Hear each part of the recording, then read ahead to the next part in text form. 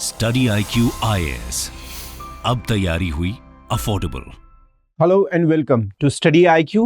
In the Public Administration Optional Series, I, Shekhar Chaudhary, bring you another very important discussion. So, today's discussion is about syllabus of Public Administration Paper 1 and the resources that we need to ace this paper. So, let us discuss unit by unit the syllabus in detail. तो पहली unit जो है वो introduction के बारे में है और मीनिंग, स्कोप और सिग्निफिकेंस क्या है पब्लिक एडमिनिस्ट्रेशन का। पब्लिक एडमिनिस्ट्रेशन एक एक्शन ओरिएंटेड सब्जेक्ट है, कैसे इसका उदय हुआ, कैसे ये आया।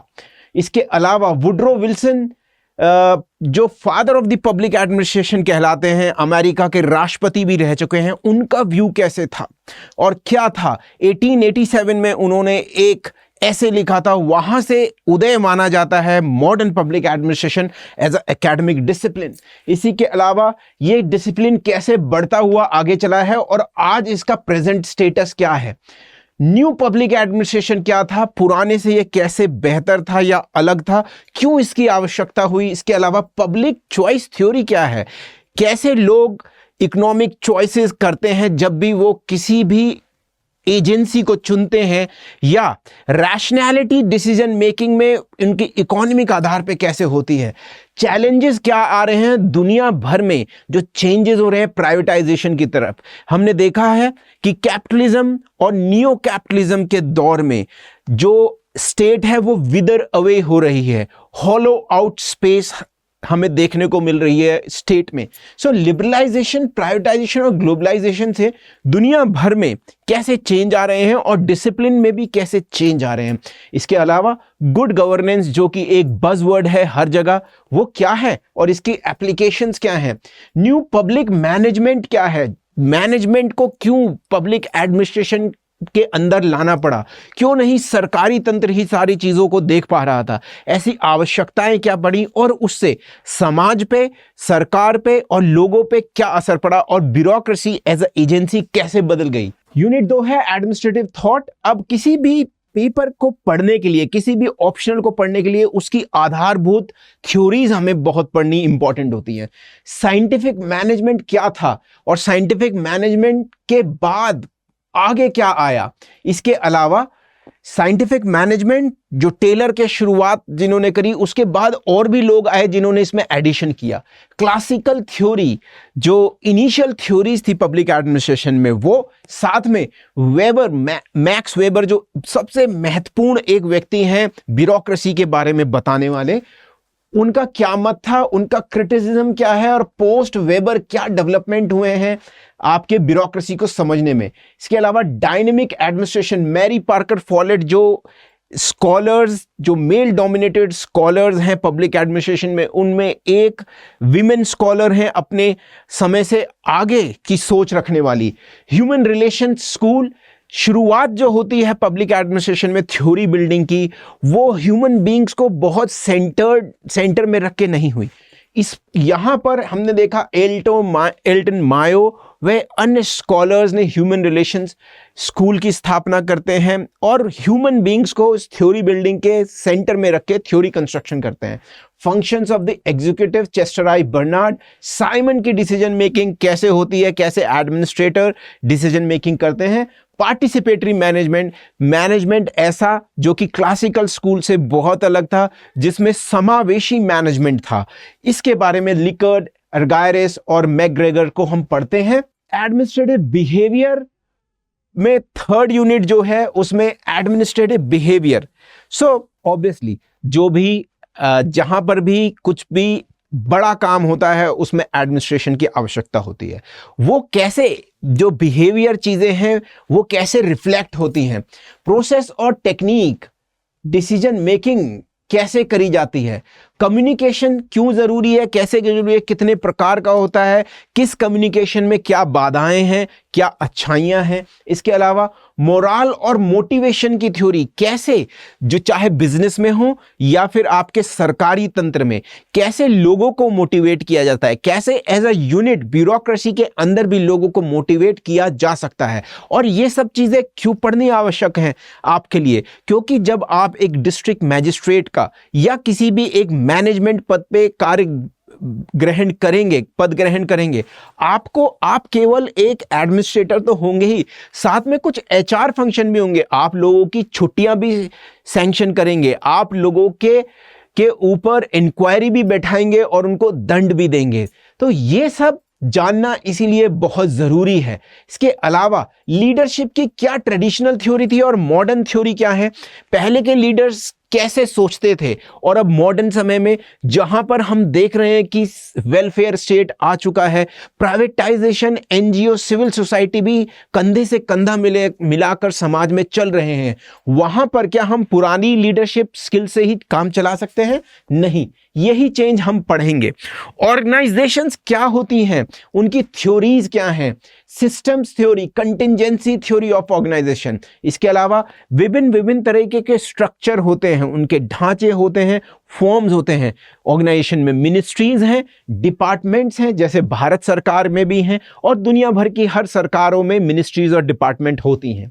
इसके अलावा जैसे भारत में भी सरकारी कॉरपोरेशंस हैं, कंपनीज हैं, बहुत सारे बोर्ड्स हैं, जैसे आपने 10वीं 12वीं में या तो स्टेट बोर्ड से या central board of secondary education या आईसीएसई बोर्ड से क्या किया है, अपनी 10th 12th करी है।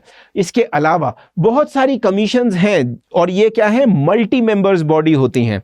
और जब ये मल्टी मेंबर्स बॉडी होती हैं तो इसमें डिबेट, डेलिब्रेशन, डिस्कशन से कार्य होते हैं। इनके ये ज़्यादातर ऑटोनोमस बॉडीज होती हैं, दुनिया भर में ऐसी हैं।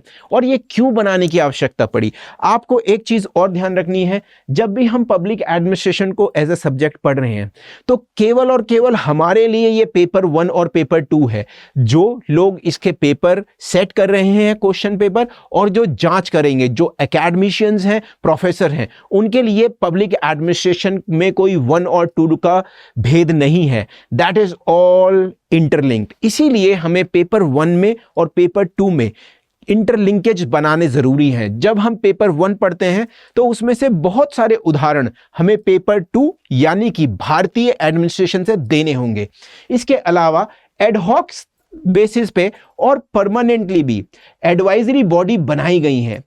और इसके अलावा हेडक्वार्टर्स और फील्ड रिलेशनशिप कैसे हैं, कैसे हेडक्वार्टर जहां की कंसंट्रेशन ऑफ पावर है वहां से, और ग्राउंड पे जो क्षेत्र में काम कर रहे हैं एजेंसीज, ऑफिसेज, उनके बीच में सामंजस्य है या नहीं, क्या बीच में कम्युनिकेशन का अभाव है, कैसे जो एक प्लानिंग है और एग्जीक्यूशन में गैप आ जाता है, ये पढ़ेंगे। रेगुलेटरी बॉडीज, सरकार का काम इतना ज्यादा हो चुका है कि सरकार खुद हर चीज करने में सक्षम नहीं है। सरकार का मतलब पार्लियामेंट भी, यहां पर पार्लियामेंट सारे लॉ बनाने में सक्षम नहीं है, सारे लॉ बायलॉज बनाने में सक्षम नहीं है। तो उन्होंने कुछ बॉडीज, रेगुलेटरी बॉडीज बना दी हैं कि हम आपको एक अधिकार दे रहे हैं, आप इन क्षेत्रों में जाके क्या करिए, सूक्ष्म दृष्टि भी रखिए, जैसे रिजर्व बैंक ऑफ इंडिया से भी, और ऐसी अन्य बॉडीज, और दुनिया भर में ऐसी हैं, जैसे फेड रिजर्व भी है अमेरिका में, और भी जगह हम देखते हैं। साथ में साथ पब्लिक और प्राइवेट जो सेक्टर्स हैं जिनमें बहुत ज़्यादा एक अलग दृष्टि से देखा जाता था, अब वो बहुत ज़्यादा अंतर हमें देखने को नहीं मिल रहा है। हम देख रहे हैं कि दुनिया भर में जो प्रशासन है वो चेंज हो रहा है और बिजनेस लाइक भी हो रहा है। साथ में हमारे देश में भी बहुत सारी जगहें, आप एयरपोर्ट बनने में, रेलवे लाइन बिछने में, नई ट्रेनें चलने में पब्लिक और प्राइवेट सेक्टर की साझेदारी देख सकते हैं। यहाँ तक कि अस्पताल, एजुकेशन में भी, और एजुकेशन और हेल्थ अस्पतालों में भी ये देखा जा सकता है। 5वीं यूनिट है अकाउंटेबिलिटी और कंट्रोल। कैसे रोक लगाई जाए ब्यूरोक्रेसी पे, एग्जीक्यूटिव पे, और कंट्रोल कैसे किया जाए और उनको अकाउंटेबल कैसे बनाया जाए। कॉन्सेप्ट अपने आप में अकाउंटेबिलिटी और कंट्रोल का क्या है, कैसे हमारा जो पार्लियामेंट है, एग्जीक्यूटिव है, जुडिशरी कंट्रोल कर पाते हैं एडमिनिस्ट्रेशन पे। साथ में सिटीजन्स और एडमिनिस्ट्रेशन का क्या सामंजस्य है, क्या तालमेल है, क्या सिटीजन केवल एडमिनिस्ट्रेशन की तरफ हाथ जोड़ के देखते रहने के लिए मजबूर होंगे या एक इक्वल पार्टनर की तरह वो काम करेंगे, ये हम पढ़ते हैं। रोल ऑफ मीडिया क्या है, क्या मीडिया का रोल ये है कि वो भड़काऊ भाषण को दिखाए या एक नई सोच दिखाए। दोनों ही काम होते हैं। और एडमिनिस्ट्रेशन को चलाने के लिए, शासन को चलाने के लिए मीडिया को, सरकार को गाइडलाइंस भी देनी होती है। ये रोल समय समय पे बदलता रहा है। सोशल मीडिया के आने के बाद इसमें बहुत ज़्यादा डायनेमिज्म भी आया है।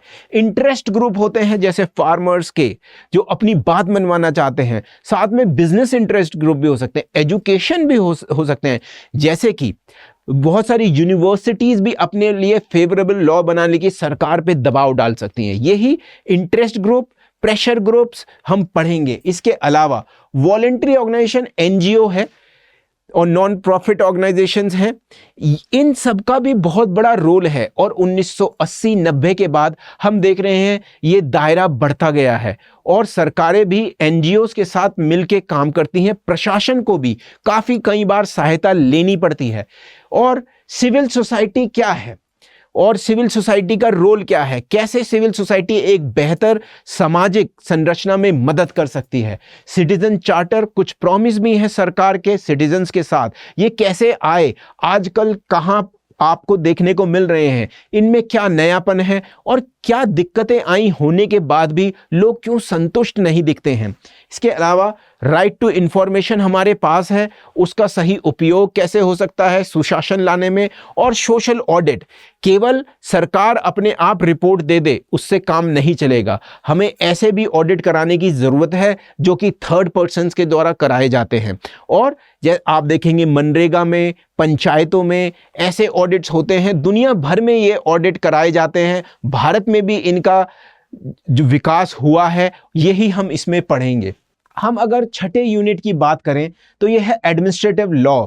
मीनिंग, स्कोप और सिग्निफिकेंस क्या है, एवी डाइसी ने क्या कहा एडमिनिस्ट्रेटिव लॉ के बारे में, इनकी जरूरत क्यों पड़ी, कैसे इनका विकास हुआ, साथ में डेलीगेटेड लेजिस्लेशन क्या है, सबऑर्डिनेट लेजिस्लेशन क्या है, एडमिनिस्ट्रेटिव ट्रिब्यूनल्स बनाए गए हैं। सारा का सारा जो एडमिनिस्ट्रेशन से रिलेटेड हमारी अफसरों की जो दिक्कतें हैं, अगर वो कोर्ट में जाएंगी तो कोर्ट पे बहुत ज़्यादा बर्डन हो जाएगा।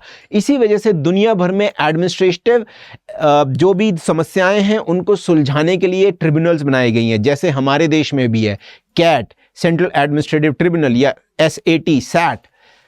कंपैरेटिव पब्लिक एडमिनिस्ट्रेशन में हम देखते हैं कि सोशियोलॉजिकल और हिस्टोरिकल फैक्टर्स रहे हैं जो एडमिनिस्ट्रेटिव सिस्टम को एक या दूसरी तरह का बनाया, भिन्नता बनाई, और कुछ एक दूसरे के साथ समानताएं भी हैं।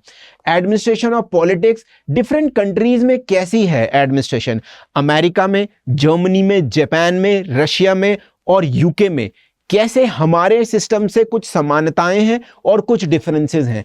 करंट स्टेटस क्या है कंपैरेटिव पब्लिक एडमिनिस्ट्रेशन का, ये क्यों आया, इसकी आवश्यकता पड़ी, आज क्या चीजें पढ़ी जा रही हैं इसमें, आज करप्शन किस देश में कितना हो रहा है, या किस देश में कितनी ट्रांसपेरेंसी है, या किस देश में कौन सा देश इंडेक्सेस पे डेवलपमेंट की या फ्रीडम की आगे या पीछे है, इन चीजों को देखा जा रहा है। और इकोलॉजी और एडमिनिस्ट्रेशन का क्या संबंध है, क्या किसी भी देश के हिस्टोरिकल, सोशियोलॉजिकल, पॉलिटिकल बैकग्राउंड से वहाँ के एडमिनिस्ट्रेशन का हम पता लगा सकते हैं बिना ये देखे कि वहाँ का एडमिनिस्ट्रेशन कैसा काम कर रहा है। क्या केवल हिस्टोरिकल फैक्टर्स डिटरमाइन कर सकते हैं कि वहाँ का एडमिनिस्ट्रेशन कैसा होगा।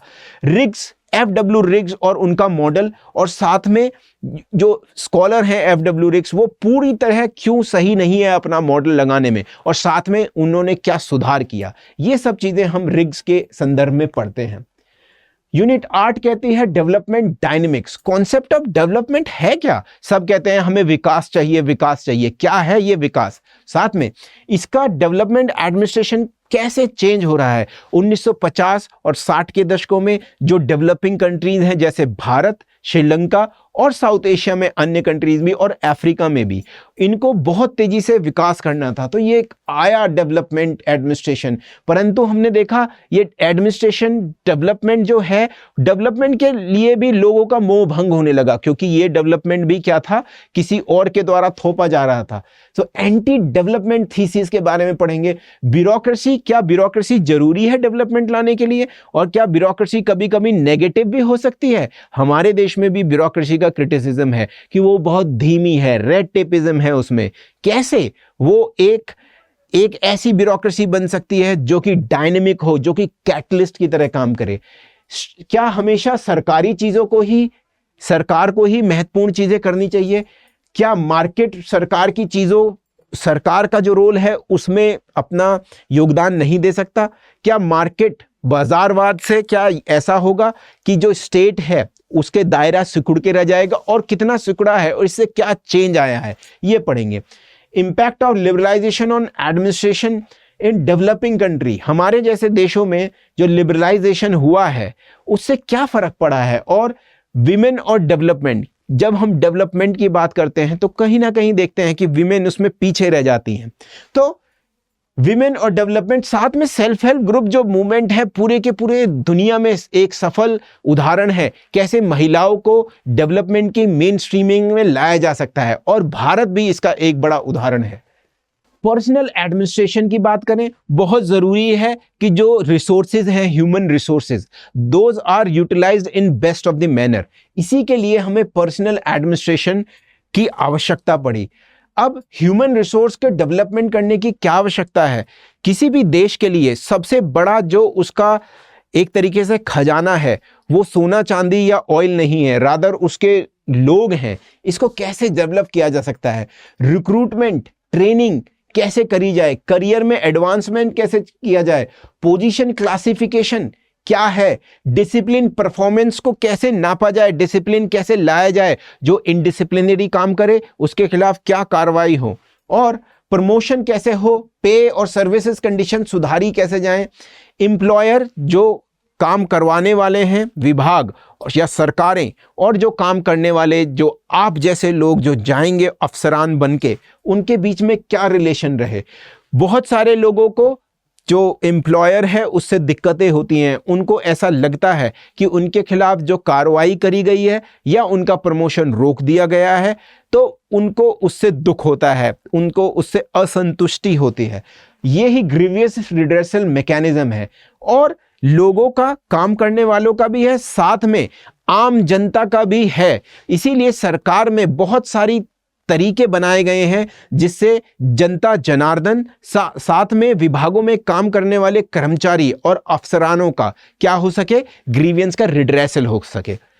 कोड ऑफ कंडक्ट क्या जरूरी है? हम क्यों नहीं क्या ब्यूरोक्रेट्स एक सुपरस्टार की तरह ड्रेस होके और काले चश्मे पहन के नहीं घूम सकते क्या? नहीं घूम सकते। ऐसा एक केस हुआ था, मिस्टर कटारिया जो कि डिस्ट्रिक्ट मजिस्ट्रेट थे और मिस्टर मोदी को वो रिसीव करने गए थे, ये बात है छत्तीसगढ़ की, उस पे ही बवाल हो गया था। साथ में कुछ ऐसे अफसरों के नाम भी आते रहते हैं जो कि अपने इनडिसिप्लिन या कोड ऑफ कंडक्ट को सही से ना ग्रहण करने की वजह से न्यूज में रहते हैं। यदि आप न्यूज़पेपर पढ़ते हैं तो थोड़े दिन पहले आपने सुना होगा, साउथ के एक राज्य में 2 महिला अफसरों में लड़ाई हो गई और ट्विटर तक पहुंच गई। ये सब चीजें क्यों जरूरी हैं? ब्यूरोक्रेसी में ही अगर कंडक्ट को ध्यान नहीं रखा जाएगा फिर और लोग कैसे डिसिप्लिन में रह सकते हैं? एडमिनिस्ट्रेटिव एथिक्स, अब हमें ये पता है, आप भी पेपर 4 में एडमिनिस्ट्रेशन की एथिक्स वाला पेपर पढ़ते हैं। यहां पर एडमिनिस्ट्रेशन एथिक्स क्यों जरूरी है? क्योंकि एडमिनिस्ट्रेशन के पास बहुत पावर है और अगर वो एथिकल नहीं होंगे तो जिनके लिए वो शासन की योजनाएं को लगा रहे हैं या एग्जीक्यूट करा रहे हैं उनका कभी भी भला नहीं हो सकता।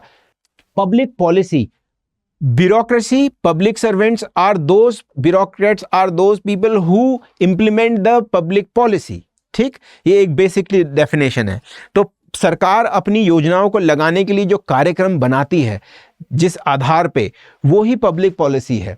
और models of public policy making और उनके क्रिटिक, बहुत सारे तरीके हैं पब्लिक पॉलिसी के, इंक्रीमेंटल, ब्लैक बॉक्स, उनके अपने अपने क्या खामियां हैं इसके बारे में पढ़ेंगे। कॉन्सेप्चुलाइजेशन कैसे होता है, सोचा कैसे जाता है उसके बारे में, और प्लानिंग कैसे करी जाती है, इंप्लीमेंटेशन, मॉनिटरिंग करना बहुत आवश्यक है कोई भी पब्लिक पॉलिसी की, जैसे न्यू एजुकेशन पॉलिसी या आपकी पॉपुलेशन पॉलिसी, हेल्थ पॉलिसी, बहुत सारी पॉलिसीज हैं। ठीक है, मेक इन इंडिया भी एक पॉलिसी है। और मॉनिटरिंग कैसे होगी, इवैल्यूएशन कैसे होगा, रिव्यू, उनकी लिमिटेशंस क्या रही, हम पीछे पहले से कुछ सीखे हैं या नहीं सीखे हैं, इन सब चीज़ों को हमें स्टडी करना होता है। साथ में स्टेट, अलग अलग स्टेट का नेचर जैसे होता है, जैसे socialist state, capitalist state, democracy, monarchy, उनमें पब्लिक पॉलिसी बनाने का जो तरीका है वो अलग अलग होता है। ये भी हम पढ़ेंगे।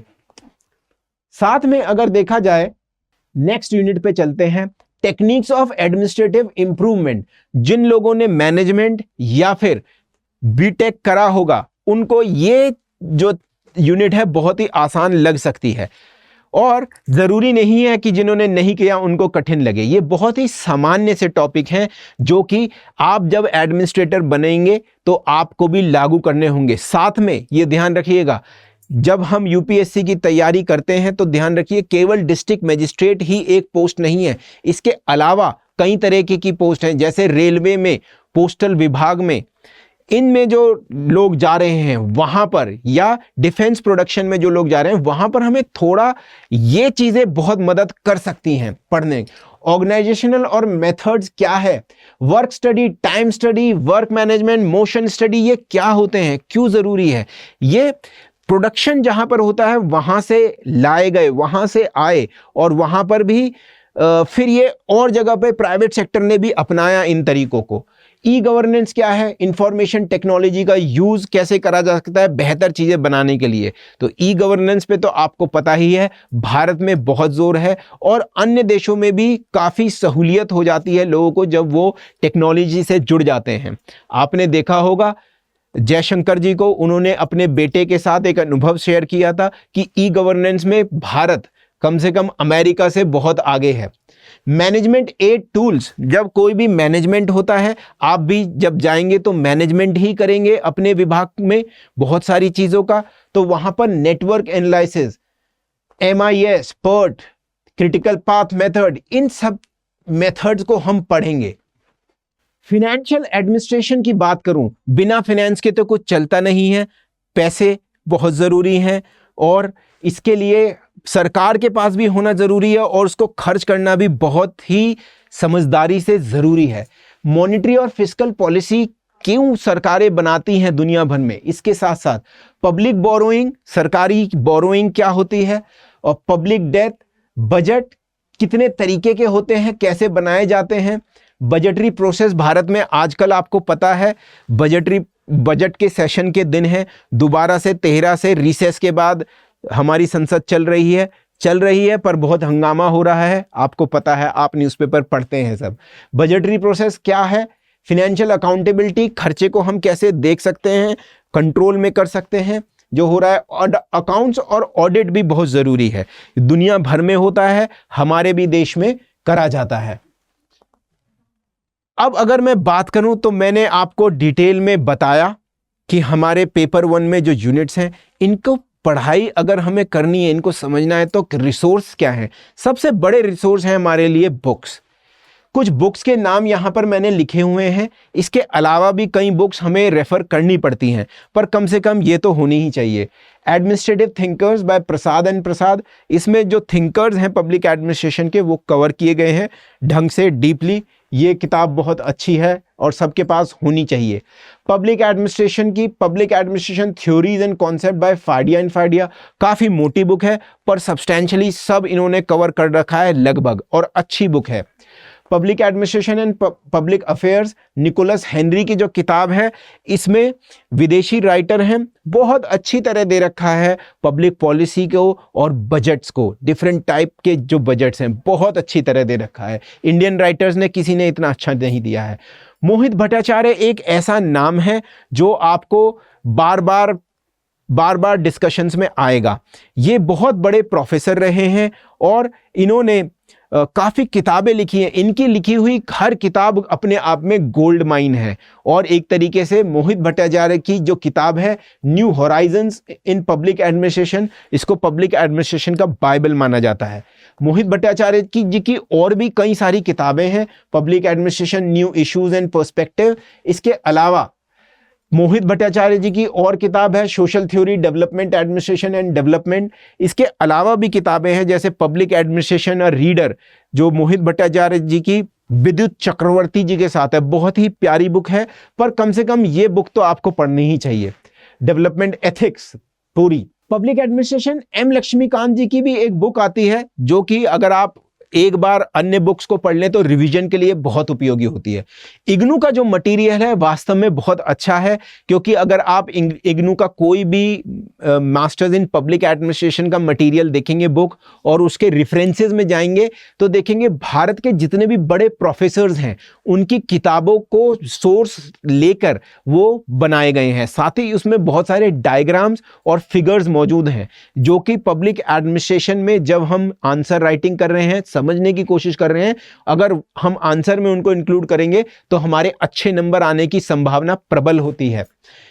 इसके अलावा administrative reforms commission, police commissions व अन्य बहुत सारी रिपोर्ट्स हैं जो समय समय में भारत में आई हैं सुधार के लिए, उन्हें डीपली पढ़ना बहुत ज़रूरी है। साथ में विदेशों में भी ऐसी रिपोर्ट्स आई हैं और उनमें से कुछ को हम देखेंगे, उनसे कुछ हम एक्सट्रैक्शन लेंगे और अपने आंसर क्वालिटी को बढ़ाने की कोशिश करते हैं।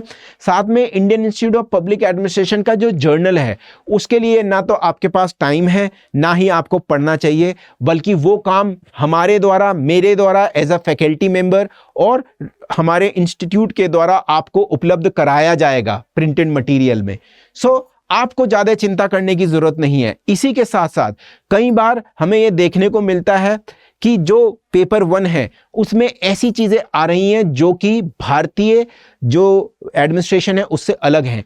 ऐसी जो नए घटनाक्रम हो रहे हैं, पूरे संसार के एडमिनिस्ट्रेटिव चेंज जो हो रहे हैं, नेचर ऑफ स्टेट में चेंज हो रहा है, वो सब IIPA के जर्नल में आता है।